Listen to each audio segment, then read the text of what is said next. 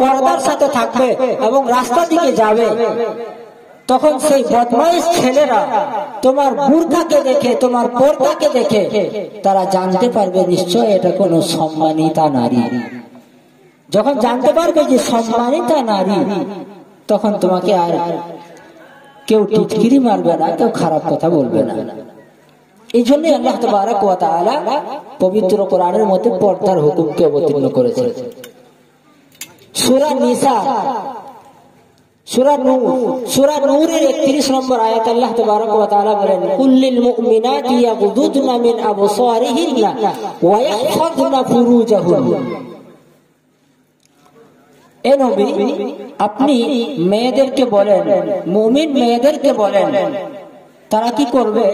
তারা নিজের চোখগুলোকে অবনত করবে, নিচের দিকে করে চলবে রাস্তায়। এবং তারা তাদের লজ্জা স্থানের হেফাজত করবে। আজ বড় দুঃখের সাথে বলতে হয়, সব থেকে আমাদের মুসলমান মেয়েদের মধ্যে সব থেকে যেটা কমি, সেটা হলো লজ্জা স্থানের হেফাজত করা। লজ্জা স্থান হেফাজত থাকে না।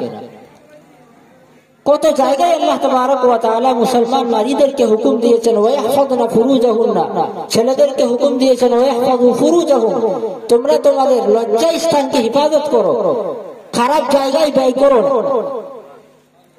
কিন্তু আপনি কত জায়গায় যাবেন, ওগুলো বলতে লজ্জা লাগে।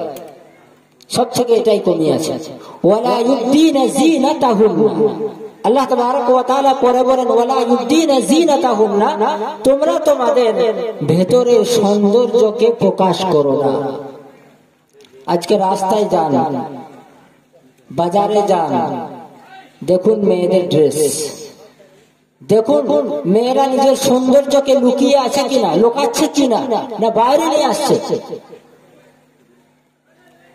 আমরা আমাদের ভারতের বা আমাদের মুসলমানদের কালচারকে ভুলে গেছি। আমাদের কালচার ছিল পাঞ্জাবি, আমাদের কালচার ছিল পায়জামা। সকলে লক্ষ্য করবেন, ভারতের প্রধানমন্ত্রী কি পরে? ফুল প্যান্ট পরে, ফুল প্যান্ট পরে। আচ্ছা, কিছুদিন আগে যান আপনি, তখনকার ভিডিও দেখবেন। আগেকার ভারতের কালচারই ছিল ধুতি অথবা পায়জামা, তার উপরে পাঞ্জাবি, ছেলেদের ড্রেস বলছে। এতে কি লাভ হয়? লাভ হয় যে আমরা আমাদের শরীরের কোন অঙ্গের প্রতিচ্ছবি কাউকে দেখাতে চাই না। আমরা চাই না যে আমরা ড্রেস পরি এবং আমাদের কিছু অঙ্গ বোঝা যাক। যদি মনে করেন আমার হাতে একটা ফোড়া থাকে এবং আমি টাইট ফিটিং কাপড় পরি, তাহলে ফোড়াটা বোঝা যায়। আমরা চাই এবং আমাদের কাছে শরীয়তে এটাই চায় যে আমাদের কোন অঙ্গের কোন ভাবে কোন প্রতিচ্ছবি যেন বুঝতে না পারা যায়। আপনি যদি ফুল প্যান্ট পরেন, আপনার পিছন দিকটা একবার দেখবেন, পুরো প্রতিচ্ছবিটা আপনার বোঝা যাবে। কিন্তু যদি আপনি পায়জামা পরেন, তার সাথে সাথে আপনি যদি পাঞ্জাবি পরেন, আপনার শরীরের প্রতিচ্ছবি কিছুই বোঝা যাবে না।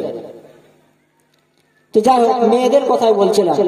তো আমাদের কাছে যে কালচার এসেছে, আপনি ছেলেদের বলুন বা মেয়েদের বলুন, এই কালচার কিন্তু না তো মুসলমানদের না তো ভারতবর্ষের। এই কালচার গুলো হচ্ছে ওয়েস্টার্ন কালচার, ইংরেজদের কালচার। এই যে ছেলেরা টাইট ফিটিং প্যান্ট পরছে, এই যে জিন্স, নেড়ো প্যান্ট, এগুলো বেশি আসা হয়, আমরা আসতে দেখলাম। এগুলো হচ্ছে ওয়েস্টার্নাইজেশন। আমাদের কাছে এই যে খ্রিস্টান ইংরেজরা আছে, ইহুদিরা আছে, এরা কখনো আপনাকে বলবে না যে আপনি তাদের ধর্মে আসুন। ইহুদিতে যাবেন তো নেবেই না আপনাকে। যদি আপনি জন্মগত ইহুদি না হন, আপনাকে ইহুদি ধর্মে নেবেই না তারা। খ্রিস্টান ধর্মে নেবে, কিন্তু আপনার পায়ে ধরতে আসবে যে আপনি আসুন আমাদের ধর্মে, আসুন আমাদের ধর্মে আসুন। তারা চায় কি? তারা নিজের কালচারকে, তারা যেভাবে খায়, তারা যেভাবে পড়ে, তারা যেভাবে চলে, এই কালচারটাকে আমার আপনার মধ্যে আনতে চাইছে এবং তারা অনেকটা সফল।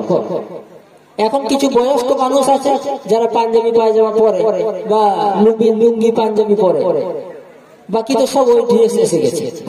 যাই হোক, আল্লাহ তাবারক ওয়া তাআলা বলেন ওয়ালা ইউবদিনা যিনাতাহুন্না, তোমরা তোমাদের আভ্যন্তরীণ কোন রকমের সৌন্দর্যতাকে বাইরে প্রকাশ করবে না, ইল্লা মা যাহারা মিনহা, তবে হ্যাঁ কিছু কিছু জিনিস আছে যেগুলো বেরিয়ে যায়, যেগুলো ভেতরে রাখা যায় না। এদিকে তাফসীরে আমি যাচ্ছি না।